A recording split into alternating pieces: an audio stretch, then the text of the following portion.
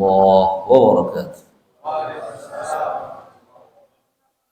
Alhamdulillah, lahun ni'mah, lahul fadl, wa lahus sana'ul hasan. La ilaha illallah mukhlishina lahuddin walau karihal kafirun. Asyhadu an la ilaha illallah wa asyhadu anna Muhammadan abduhu wa rasuluh. Allahumma bika asbahna wa bika amsayna wa bika nahya wa bika namut wa ilaihin nusyur. Wa qala Allah Ta'ala wa qala Nabi sallallahu alaihi wasallam, Rasulullah sallallahu alaihi wasallam bersabda, "Idza marartum bi riyadil jannah farta'u." Nabi bersabda, jika kalian melintasi taman surga, maka mampirlah ke taman itu. Lalu sahabat bertanya, "Ya Rasulullah, wa ma hiya?" Apa yang kau maksud taman surga? Kata Nabi, "Majalisil al-ilm." Tempat-tempat digelarnya majlis-majlis ilmu, atau halq az-zikr, atau termasuk juga majlis-majlis digelarnya halaqah zikir. Waqala Nabi aidan, dalam hadis Nabi lain, Nabi bersabda, "Man salaka tariqan yaltamisu fihi 'ilm." Barang siapa mendatangi satu tempat, kata Nabi, dalam rangka mencari ilmu, sahallallahu lahu tariqan ilal jannah. Orang itu, kata Nabi, Allah bermudah langkahnya menuju surga Allah Subhanahu wa ta'ala. Hadis ini sahih riwayat Imam Muslim. Mudah-mudahan semakin sering kita ikut ta'lim, kita seolah-olah berada di taman-taman surga. Semakin sering kita ta'lim, insyaallah kita dimudahkan menuju surga Allah Subhanahu wa ta'ala. Amin ya rabbal alamin. Baik, materi kita hari ini sesuai yang tertulis, orang-orang yang didoakan oleh para malaikat. Materi ini kayaknya tahun lalu sudah saya sampaikan, tapi akan ada yang mungkin saya ulangi dan ada yang mungkin saya tambahin. Ini sampai jam berapa nih? Ada tanya jawab nggak? Ada ya? Mau pada kerja ya? Ya, apa pensiunan semua ya? Baik, yang pertama kita ambil materi yang dekat, yang apa namanya, yang sama situasi kita saat ini, yaitu tentang Ramadan ya. Yang pertama, orang-orang yang didoakan oleh para malaikat itu adalah orang-orang yang makan sahur. Makan apa? Makan sahur. Makan sahur. Dulu jemaah, puasa kita ini itu sebelum turun nanti 187 surah Al-Baqarah. Kalau 183 apa itu? Bunyinya apa itu? Ya kutiba alaikumusiyam. Nanti panjang syahrul Ramadan alladzi, nanti wa idza sa'alaka ibadi, terus ke atas, pojok atas sebelah kiri, terus ada hidayat pula ini sebelah kiri itu uhilla lakum lailatus shiyam. Dulu puasa ini, Pak, ya, puasa itu habis Isya itu puasa lagi. Coba bayangkan itu. Persis kayak Jumatan, ada awalnya itu. Dulu Jumatan kita, Pak, kayak Idul Fitri. Iya, Bu ya. Idul Fitri itu saya tanya dulu, khutbah dulu atau sholat dulu? Sholat dulu kan? Dulu sholat Jumat juga seperti Idul Fitri, sholat dulu baru khutbah. Tiba-tiba ketika Nabi udah habis sholat 2 rakaat, Nabi berdiri khutbah. Seperti Idul Fitri. Tiba-tiba di luar sana ada menjual barang 10.000 tiga, sebahasa kita begitu, 10.000 tiga di luar sibuk pada pedagang. Ternyata para pedagang itu di luar masjid zaman dulu sudah ada itu. Bukan sekedar di mana itu? Yang pak-pak sini nih, Al-Kausar itu. Ya, bukan sekedar zaman sekarang, zaman dulu sudah ada itu. Di luar masjid ada pedagang. Apa terjadi? Wa taraku qaqaima. Mereka meninggalkan Muhammad ketika engkau khutbah Jumat. Berdiri Nabi, amma tabur satu-satu gitu. Memang begini, minta izin, dari keluar kabur dia, ya, nggak kembali lagi. Nah ya, satu-satu keluar. mereka meninggalkan Muhammad dalam keadaan berdiri. Kul ma indallahi khair minallah wa minat tijarah. Sesungguhnya yang di sisi Allah itu lebih bagus daripada permainan dan perdagangan. Akhirnya dibalik ceng.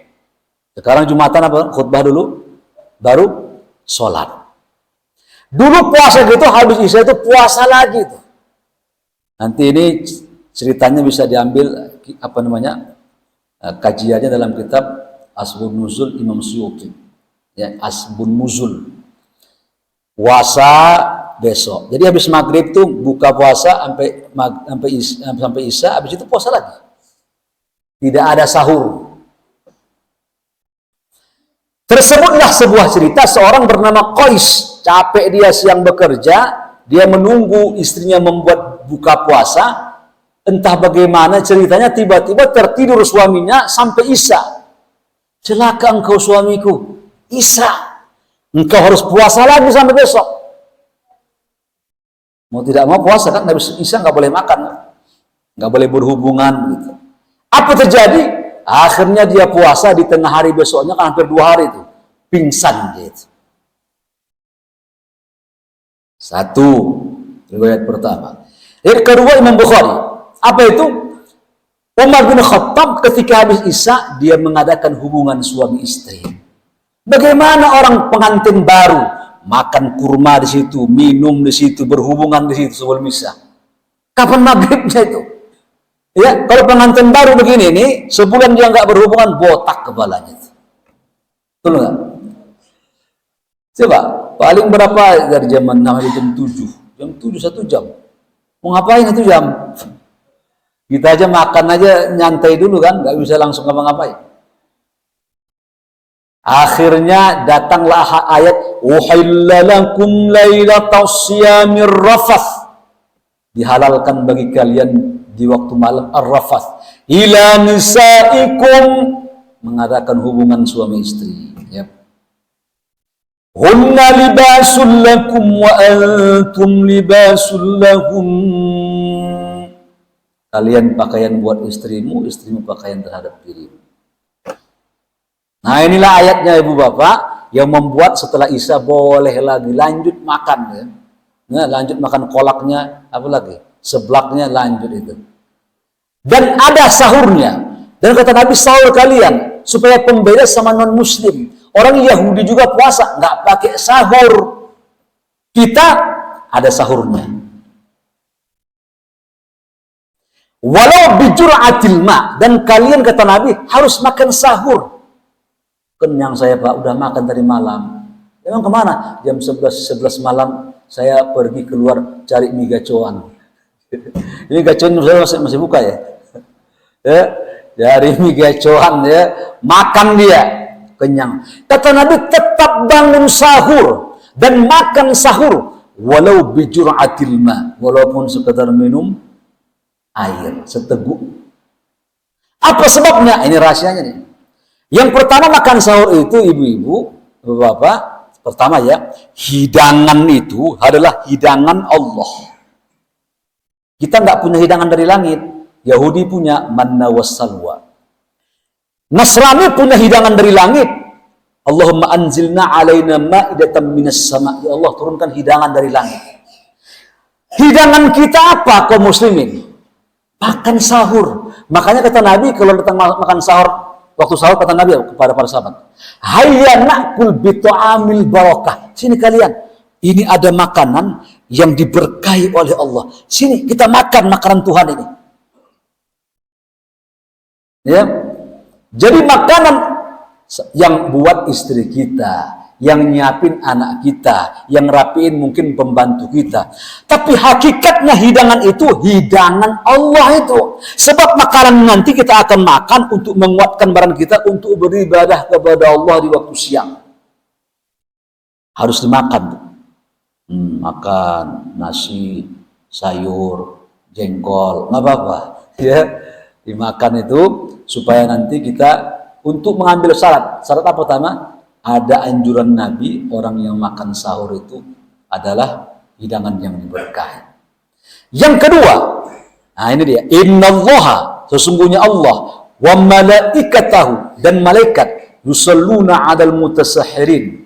Allah ibu-ibu dan malaikat, Allah malaikat bersolawat kepada orang yang makan sahur. Tuh. Yang ada kan begini, innallaha malaikatahu yusalluna 'alan nabi. Sesungguhnya Allah dan malaikat bersolawat kepada Nabi. Tuh. Tapi kepada kita juga Allah bersolawat itu. Ketika apa kita? Sahur.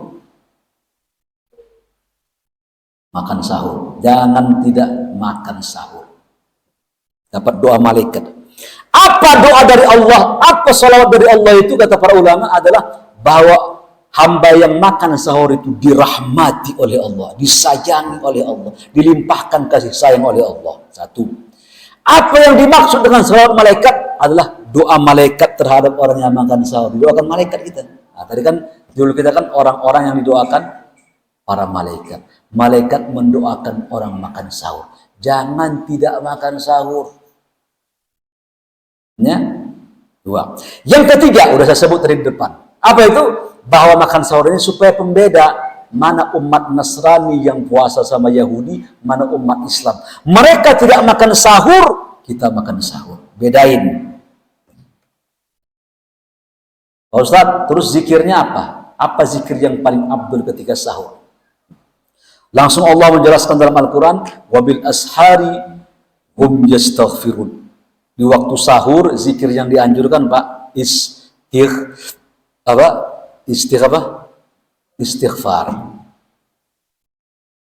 Ya, astagfirullah. Ya, habis makan sahur gitu duduk-duduk gitu nunggu sholat subuh. Astagfirullah.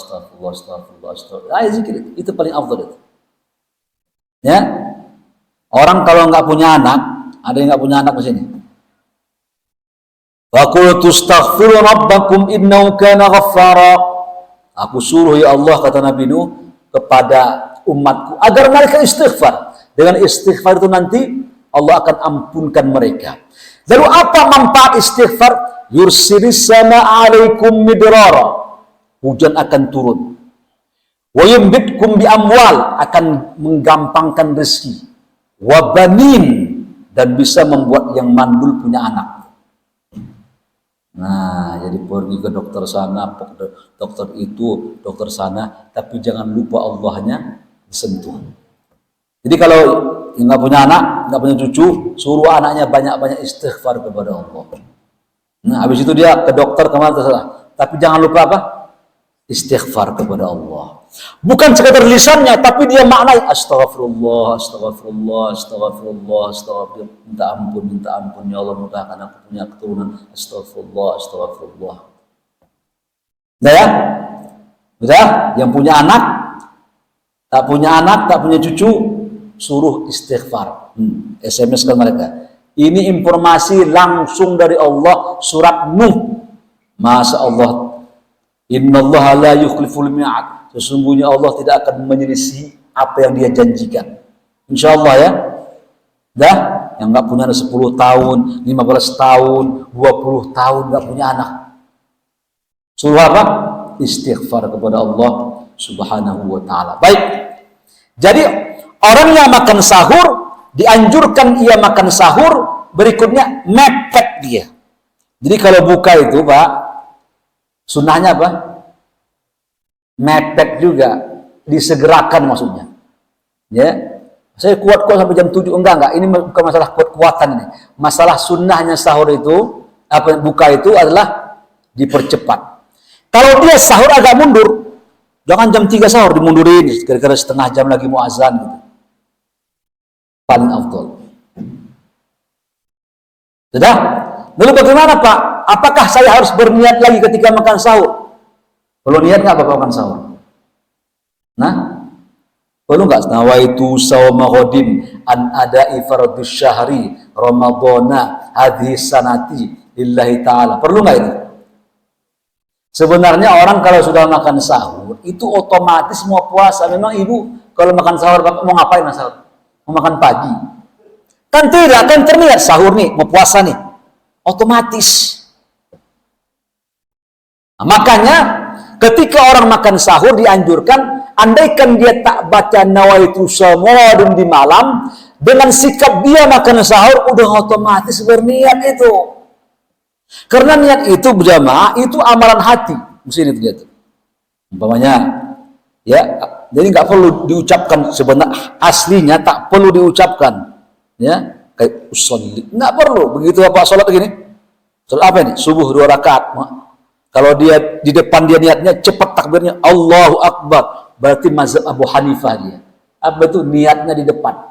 Kalau lama dia Allahu Akbar, berarti ketika Allah tuh dia isinya niatnya mazhab Syafi'i dia. Usolli tidak ada Nabi ajarkan, usolli nggak ada. Tapi Imam Nawawi menyuruh supaya memantapkan hati kita. Sebenarnya nawaitu samawadin tidak dibutuhkan, tapi ada peringatan Nabi. Kata Nabi apa? Malam yubayit falau siyamalah. Barang siapa malam-malam tak berniat, tak dianggap puasa dia. Kalau puasa sunnah, ya niatnya habis subuh boleh. Tapi puasa wajib nggak boleh. Aisyah, Nabi Muhammad habis subuh ke rumah. Aisyah ada makanan, nggak ada Rasul. Baiklah kalau begitu aku puasa. Padahal habis subuh kan. Tapi kalau puasa wajib dia niatnya harus malam. Ya? Niatnya harus malam hari. Jika malam hari nggak berniat, dianggap tidak puasa dia. Terbangun tiba-tiba begitu, ya, udah komat gitu. Dia dianggap tidak puasa. Hanya tidak boleh dia makan siang itu pesta pora, mumpung nggak puasa dimakan dia rujak, nasi goreng, nggak boleh. Kenapa? Karena dia dianjurkan menghormati siang Ramadan. Sudah? Apa tadi? Niat tadi amalan mana? Amalan batin. Di sini dah. Banyak kita lihat pintu itu, ya geser katanya. Begitu lihat pintu mau keluar kan? Udah ada di sini kan? Lihat pintu udah mau keluar aja langsung. Lihat kamar mandi gitu, pengen wudhu, langsung aja berwudhu. Lihat makanan begitu, langsung aja makan. Lihat istri begitu, langsung istri. Ya, niat itu sebenarnya tidak perlu diucapkan. Lihat pintu kan tak? Aku mau ke pintu, aku mau pulang, mau keluar kan tak perlu, betul nggak? Bapak lihat punya minuman gitu, aku mau minum, aku haus, tak perlu kan? Ambil air, bismillah langsung. Pintu buka langsung keluar. Aslinya begitu niat itu. Makanya jadi perbuatan dia menggeser pintu otomatis mau keluar dia. Perbuatan dia makan sahur otomatis mau puasa dia. Jelas ya? Jadi orang yang dia makan sahur otomatis dia sudah berniat walaupun dia malamnya nggak berniat. Tapi kalau ada berniat malam pun jangan dibid'ahkan. Kan nggak ada Nabi Muhammad melarang, karena Rasulullah nggak pernah ngajari kita malam-malam duduk nawaitu bid'ah dong itu. Ada nggak begitu? Atau dia diam langsung keluar? Enggak. Kalau ada perintah begini, ambil layangan di atas atap. Nggak mau tahu, pokoknya layangan harus turun tuh. Bapak ngambilnya bagaimana? Hah? Pakai apa ngambilnya? Pakai galah atau bapak menghadirkan tangga. Perintahnya nggak ada, ambillah galah atau bambu atau tangga, ambil layangan. Nggak ada, ambil layangan itu. Ini kan berpikir ini, ambil layangan gimana ya? Pakai mana ya? Pakai bambu, pakai tangga. Karena tangga dan bambu itu membantu mengambil layangan itu, maka menghadirkan tangga dan bambu itu menjadi wajib dia. Satu paket dia. Keluarlah kaidah ma la yatimul wajib illa bihi fa huwa wajib. Sesuatu kewajiban tak tercapai dia kecuali dengan tangga dan bambu tadi, maka menghadirkan bambu dan tangga menjadi wajib karena mencapaikan apa itu? Perintah ngambil layangan. Perintahnya barang siapa dia malam-malam tidak berniat puasa, dianggap tak puasa. DKM punya kebijakan begini aja dah. Kita niat bareng aja, takut ada yang terlupa nanti. Habis tarawih atau witir, bismillahirrahmanirrahim, nawaitu sauma ghadin, itu barang. Dan ada, maka jangan ini bambu tangga ini. Makanya saya sering menyampaikan begini, cara beragama itu bukan begini. Jika tidak sama dengan Nabi, maka bid'ah. Bukan begitu. 7 kan? Jika tidak sama dengan Nabi, maka bid'ah. Yang benar 7 juga, jika tidak sesuai dengan syariat maka bid'ah. Nah, itu. Ya. Allah haramkan makan babi. Hurrimat alaikumul maitata waddam walahmal khinzir. Makan babi. Yang haram makan daging babi. Kalimatnya laham. Ya, kulitnya boleh bisa menjadi kerupuk kulit. Kenapa? Yang haramkan dagingnya. Bulunya boleh menjadi kuas martabak. Kan begitu. Giginya boleh nggak begitu? Itu Quran juga jadi tak diungkapkan semuanya karena include otomatis. Tak mungkin diharamkan daging babi, tulang babi, lemak babi, bulu babi, kulit babi, taring babi, gigi babi, jigong babi. Tuh Al-Quran gitu nanti itu. Udah paham? Ya? Ambil layangan itu. Menghadirkan yang ini. Itu kadang-kadang orang kalau dia langsung tembak dari diri dia ke hadis Nabi itu tak dicampakkannya para ulama ini yang keliru cara beragamanya. Ya? Keliru cara beragama itu membuat distract itu, ya? Membuat merasa benar gitu. Nah, dianggap kita ini ahlul bidah semua. Ya? Jadi makan sahur itu dengan niatnya disunnahkan. Kata Imam Nawawi, mengucapkan niat itu sesuatu ibadah tidak akan menjadi dia manfaat hatta dia talaffaz, sampai dia lafazkan. Udah ya? Apa tadi? Makan sahur. Nah, nanti kalau ingin dibuat, kalau ikuti Nabi ya, Nabi itu makan sahurnya pakai korma 3, ya. Karena korma itu banyak kandungannya itu, ada karbohidratnya, ada juga zat besinya, macam-macam lah ya, yang bisa menguatkan, memfreshkan kembali. Sunnah-sunnahnya ada. Tapi kalau makan sahur pokoknya apa aja terserah, ya. Yang penting dia makan sahur dan jangan mepet. Tidak ada penjelasan begini. Waktu azan boleh makan itu. Allah belum qarqamatis belum apa? Belum akhir ke sholat. Bukan. Itu maksud hadisnya azan di zaman Nabi itu ada 2 kali. Ya. Azan pertama namanya fajar kizib, fajar bohongan. Yang kedua fajar apa namanya? Sodik, fajar jujur itu.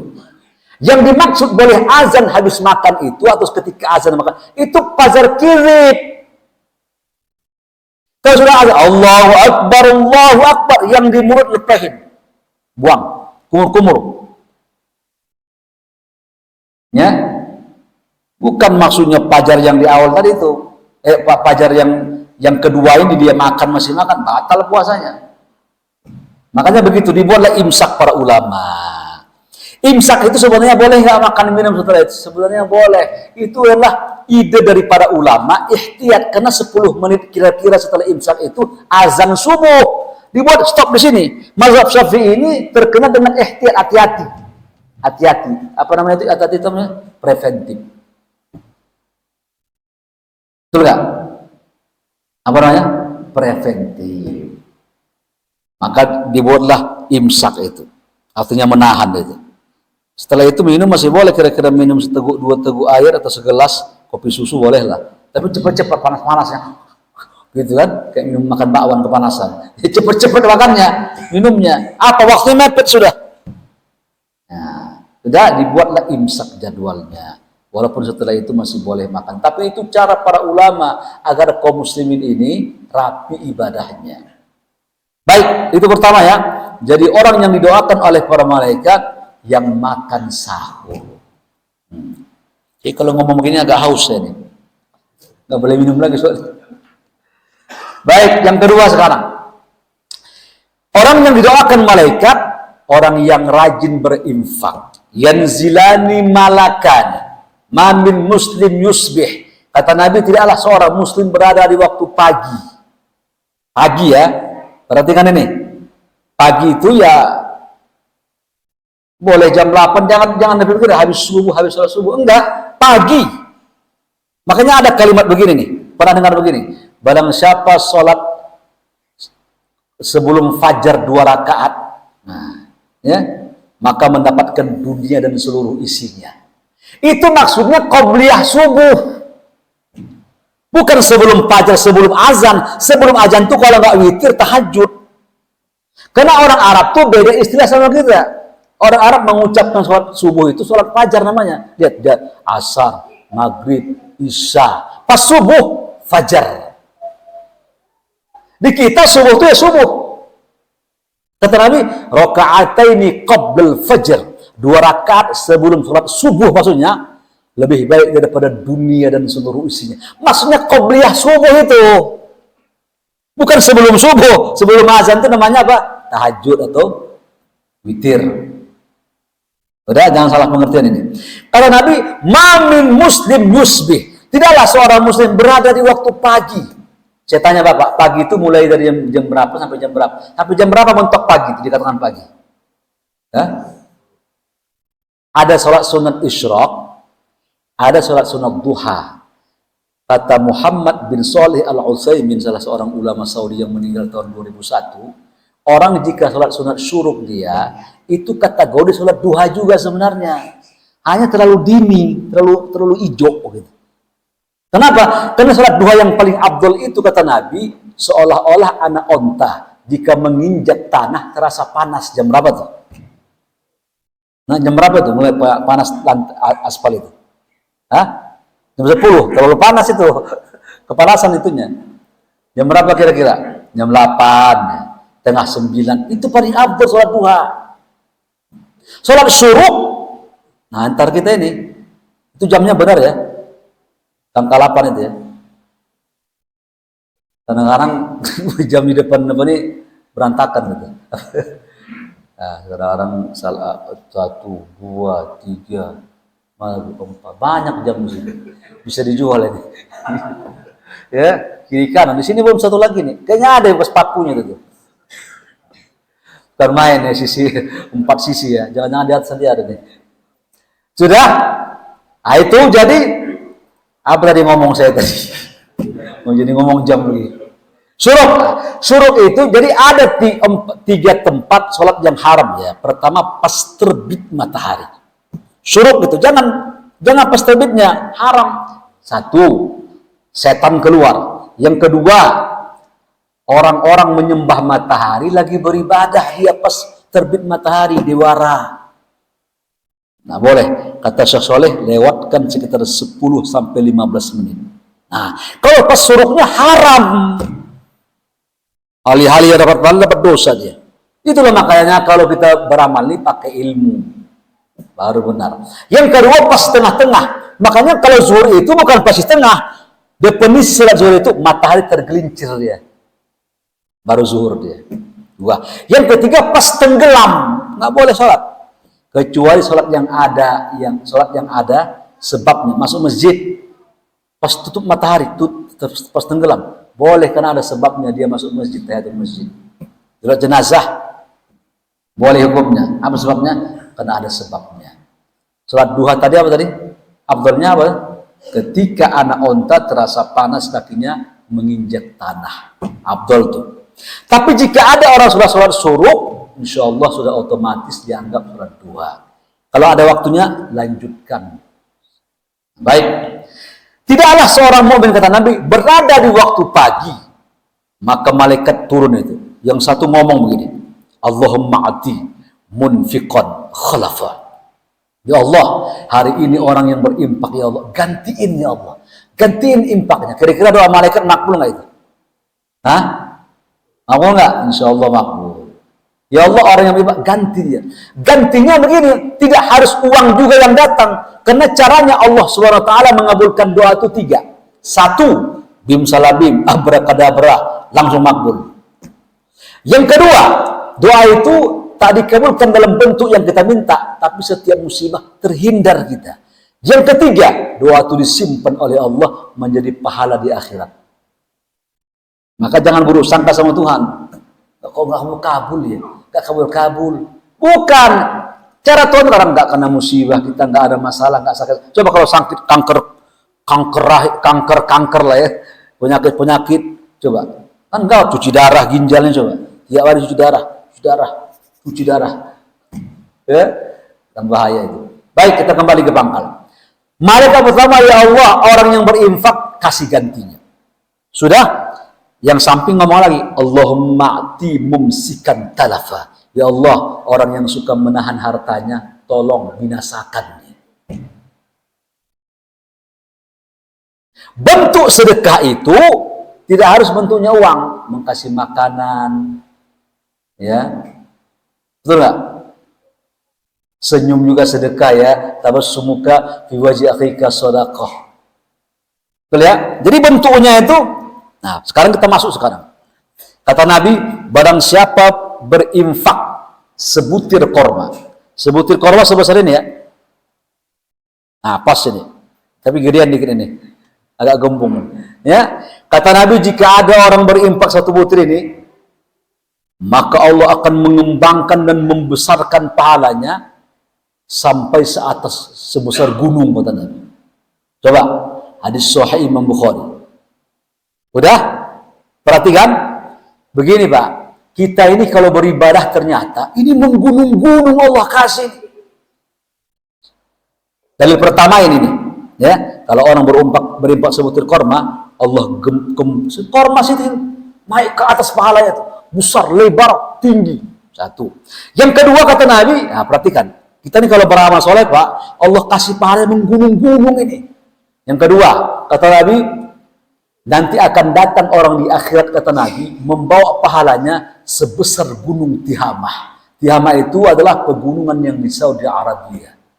Nah, menggunung-gunung, sholat 2 rakaat, maka jangan sia-siakan ini. 2. Yang ketiga kata Nabi, manit takhadha kalban, barang siapa kata Nabi memelihara anjing, maka akan rontok setiap hari pahalanya qiratun, 1 gunung Uhud.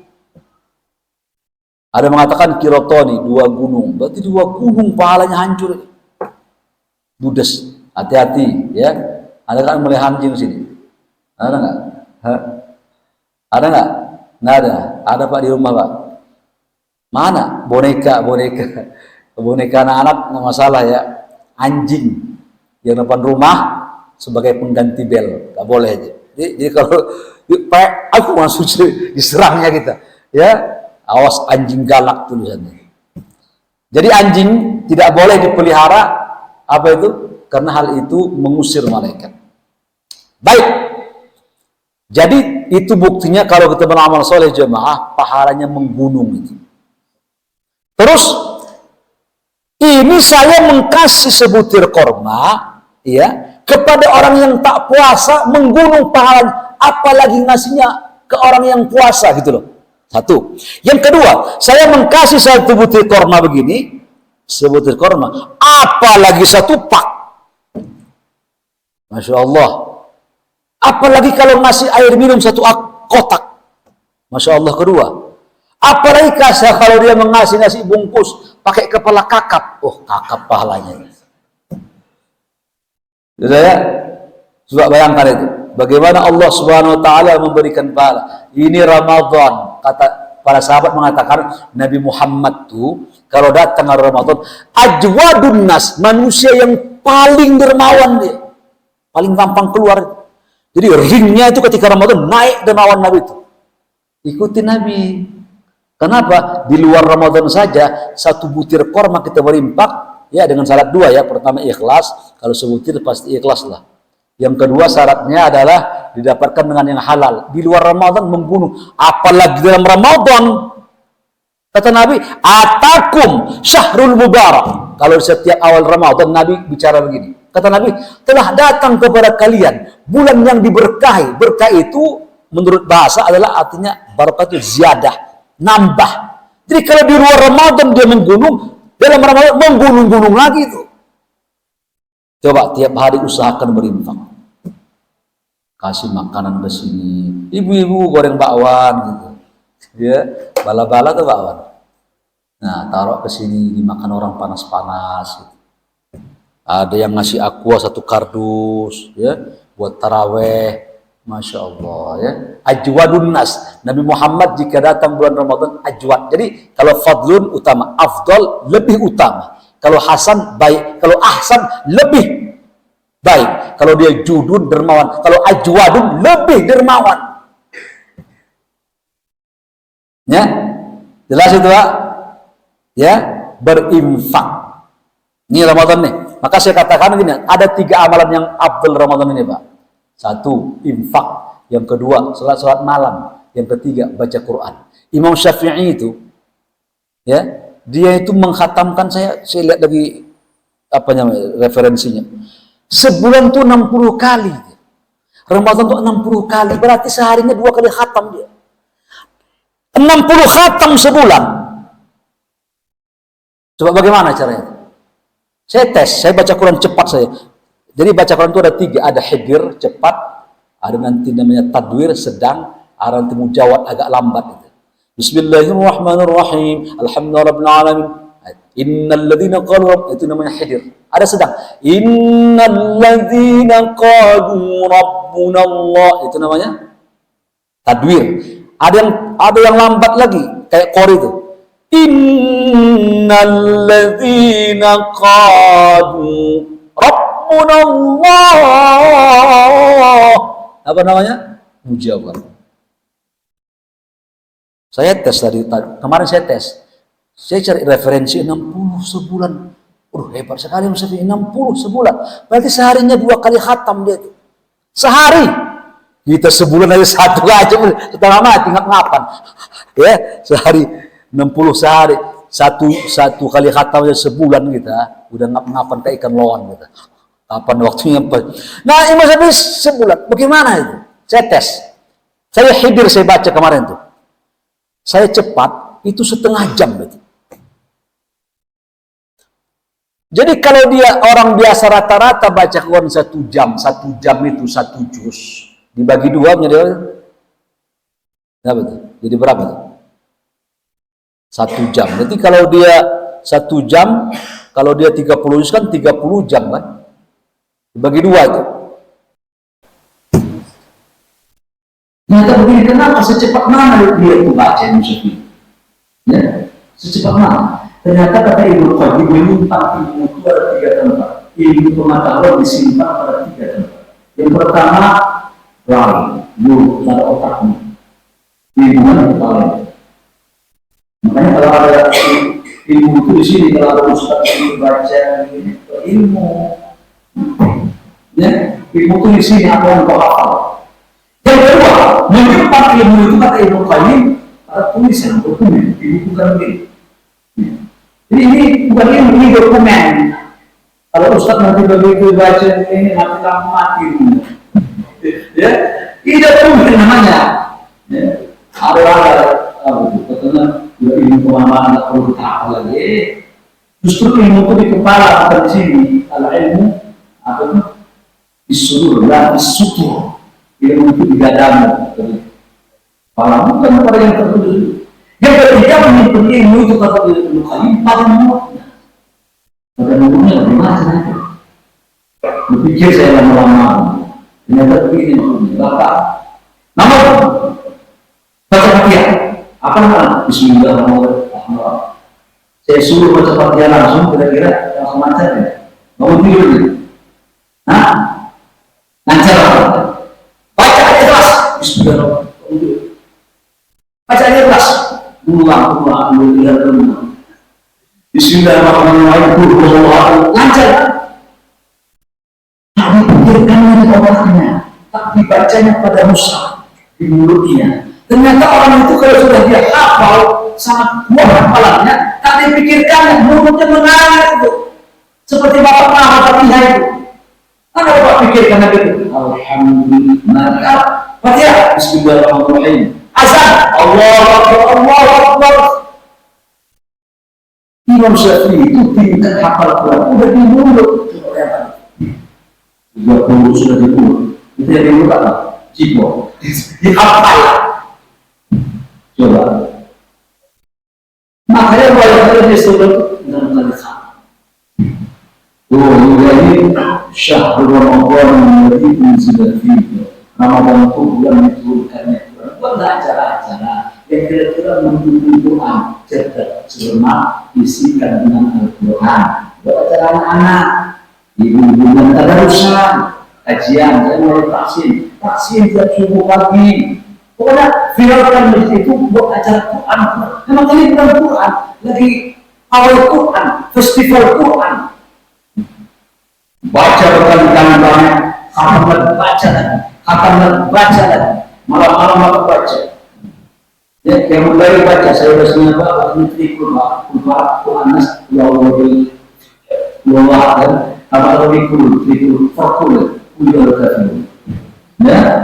Akhirnya kita ingin baca, saya punya sesuatu apa itu kan? Boleh punya baca, ya terlalu ternyata itu Syafi'i juga bacanya mungkin ketika sholat di luar sholat sambil berhari luar biasa. Dan beliau itu berjalan, Pak, saya butuh kopi gitu. Kenapa kalau begini Syekh Syafi'i? Aku setiap kali aku mendengar sesuatu langsung nempel ke rekam sini, tutup ini supaya tak masuk ke suara-suara. Barangkali mungkin. Nah, kalau ini semua masuk ada, sudah takut masuk. Ya, apa lagi? Aku bomba tidak berdomba. Coba ya. Seperti itu ya.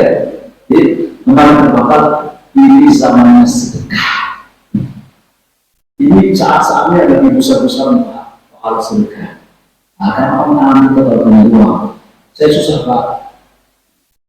Alladzina yunfikuna fis-sarra'i wad-dharra. Orang yang iman itu suruh dia berinfak dalam keadaan lapang maupun susah. Kalau kita susah menurut infak, kita berinfak saja. Ya. Kalau dia berinfak dalam keadaan lapang itu biasa. Dalam keadaan susah bisa nggak berinfak. Itu apa? Ya. Yang begini. Nah, boleh begini ya. Nah, boleh. Nanti tidak ada kata Nabi ibu jemaah. Tak boleh minta semua orang ini. Ada soal yang Bukhari. Nanti di akhirat Allah bangkitkan dia Musa'abullah, wajahnya tanpa daging tengkorak. Tengkorak ini orang mati tidak ada tuh. Dia umpama ya. Jadi nggak boleh minta, nggak boleh. Di takwa di dunia. Dia mau kata. Tapi jika orang membentak, jangan membentak. Quran mengatakan wa masail. Terhadap peminta bagi pada tanda, jangan bentak. Maaf, tidak. Atau ditangkap langsung. Dia memandang ini. Makanya buruknya ketika dikatakan ini bulan sedekah, buruknya lah di Ciputat mulai ada kelompok itu. Itulah buruknya. Ya. Jadi peminta itu ada dua, disail wal mahrum. Tadi saya baca ayatnya. Waladina fi amwalihim haqqun ma'lum, disail ada yang begini, wal mahrum ada yang tidak. Ya, tapi dia nggak mau minta karena dia menjaga harga diri, nggak mau minta. Tapi kita bisa lihat sepatu anak-anak sore, bajunya udah menjadi budaya, kasih. Kemudian Eva, itu di Arab gitu, ada pedagang jual barang berapa tadi? 400 ribu. Saya nggak tahu barang itu apa. Ada yang bingung. Berapa nih Pak? 50 rial aja. Saya 450. Saya jelaskan. Jika cerita dikasih buku saudara. Dan berbeda itu tadi. Ini kenapa Bapak kesayang 400 rial kedua 70 rial? Begini, ibu ini tidak mau dibantu. Ya artinya begini, dia bisa menjaga harga dirinya. Dan kalau Bapak waktu ibu mengalami ya, harga berapa? Nah, makanya saya asli normalnya 400 ribu kira-kira ya, berapa harganya kira-kira. Kenapa? Karena kalau aku jujur ini sedekah, dia tidak mau. Maka aku kata Bapak itu, aku katakan kurangkan harganya karena sisanya aku berinfak kepada dia. Kepada aku normal lagi bos. Makanya di antara etika kata Allah ini Pak, kalau kita mengasih zakat sama, jangan ucapkan ini zakatku. Hatinya itu agak gimana nih? Agak terpukul. Maka kalau Allah dalam hatimu niatkan untuk bayar fidyah, bayar zakat, ikut ya Allah ini Pak ya, ini kemudian kepada fitrah. Jangan sebut zakatnya atau sedekahnya. Bukan tak boleh ya, boleh. Itu proses nanti anak yatim dipajang. Dipajang, kita satu anak yatim dapat duit abu, dapat membuat dipajang. Sekarang saya bertanya, yang butuh ibadah anak yatim atau kita? Kita sebaiknya Bapak datang ke panti, kasih aja mereka laku untuk Bapak. Jangan seperti agak malu ke pendidikan Pak ya. Kalau saya ada ini kalau nggak ada ini, saya tahu. Jadi orang menilai itu, ya, seharusnya sebaik yang membutuhkan pahala kita. Betul, dulu di zaman sahabat suka dibawa karpet itu, terus dibawa karpet. Tiba-tiba ada seorang anak menemukan duit, ya, namanya ayah, aku dapat tadi aku duit di Zulhawat ini. Yang dibawa karpet, kita lihat, duit bukan ayah, kebalikan. Tapi aku katakan ayah berdua, kau balikan aku berinfak buat orang yang membuat dirimu, kembalikan ke karpet. Apa ayah aku dapat bagian punya, beli baju, juga. Apa terjadi? Maka mengadulah anak sama ayah ini. Ayah namanya Yazid, anak namanya Ma'an. Begini suruh orang berinfak. Tiba-tiba anak menemukan bagaimana? Kata Nabi apa? Mana wanita ya Yazid, wa ma'akhaf ya Ma'an. Kalau ini Yazid sudah berinfak berdunia, sudah sampai ke Allah itu. Ma'an, uang yang ditemukan itu menjadi engkau. Nah apa? Ibu boleh berhubung sama suami? Tidak boleh.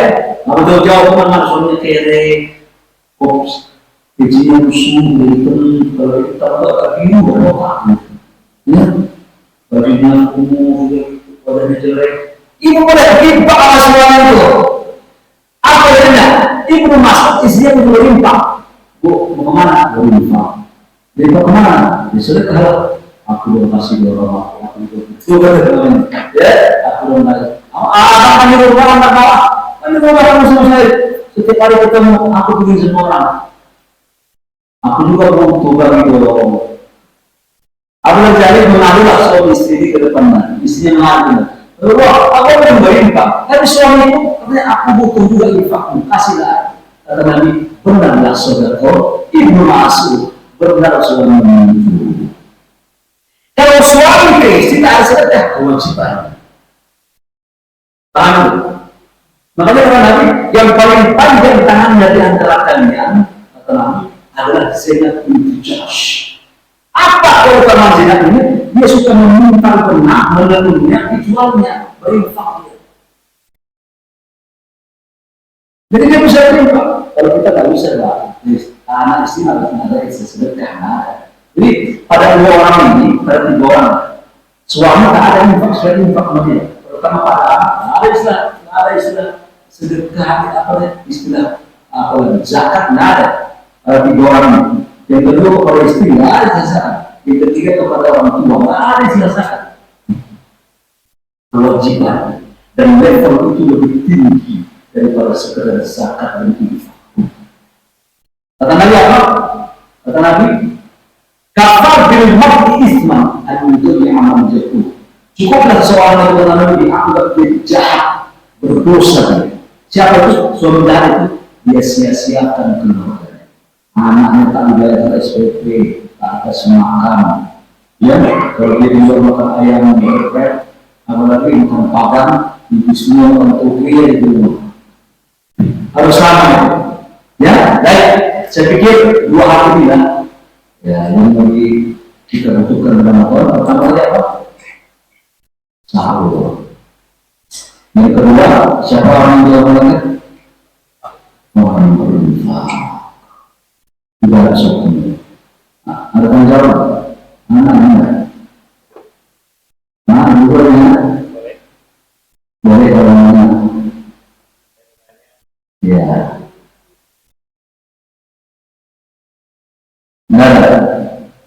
Siapa tahu begini, fidyah itu berlaku pada orang yang kuat kita. Jika orang tua kita tidak mampu puasa, jangan paksa puasa. Dia boleh bayar fidyah. Yang kedua, fidyah juga boleh bagi orang yang sakit. Ini Pak, kalau dia sakit itu begitu. Ada yang sembuh diharapkan, ada yang tidak. Ini kalau dia sembuh Pak, tak akan berpuasa. Bayar fidyah. Ya, yang ketiga pada orang yang mampu dan bersedia. Dan kenapa adalah wanita yang menyusui adalah hamil. Ya, berapa jumlah fidyah adalah fitrah tahun ini? Kata Basnas 60.000. Ya, besarnya jumlahnya tahun 2023. Berapa? 60. Yang kurang jangan lebih boleh. Ya, apa? Ibaratnya boleh kurang, nambah boleh. Terus zakat yang pada kotak bubik atau beras. Mazhab Syafi'i beras makanan pokok itu yang apa? Ya, karena orang mengatakan berarti dia itu ta'am. Ya, kalau lagi bagaimana Pak? Engkau kasih satu beras pandan wangi atau mercy atau dewi, tambah. Nah, jangan beras doang. Jangan beli aja dari kuota nanti ya. Kasih beras juga.